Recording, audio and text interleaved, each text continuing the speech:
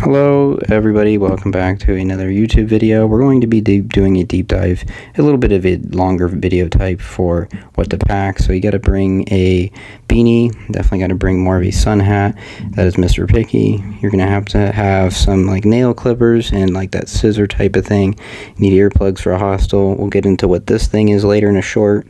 You have some aspirin and sunscreen and a band-aid, definitely need that. Some instant coffee is always kind of nice to have on the go in case you're in a hostel and they don't have any materials for you.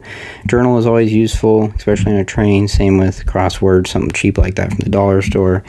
You'll need about like a couple, maybe 3 t-shirts, especially like a dress shirt like that one kind of, but you don't always need like a bunch of different cotton shirts that just weigh you down. Definitely don't need a jacket like that.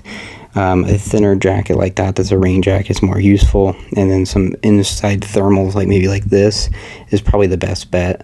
Your pants will get pretty torn if they do it for 3 months, depending on how much you're walking. Same with these boots, as you can tell, they were brand new when I used them.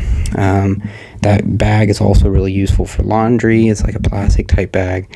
Razors and toothpaste you can just buy there. Those types of like toiletries are pretty affordable over there, unless you're doing like 2 weeks. If you're doing 3 months, then just buy stuff over there.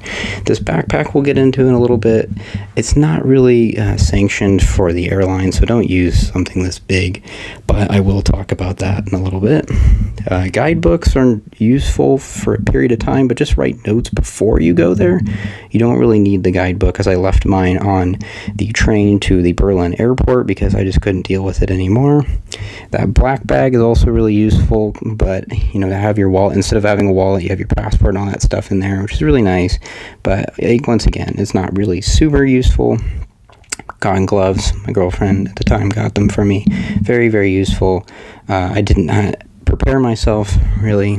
Also had that scarf at one point, and yeah, so you definitely need a lot of these kind of thinner type clothes and really thicker type clothes for depending on the season. And overall, I would say this is a bit too much and it's overkill, so don't do what I did. Bring smaller stuff, bring headphones, that type of thing. You can buy some things there that are a lot cheaper, but they will not be maybe as good of a quality, but it is definitely worth investing in certain things. So yeah, without further ado, that's the video.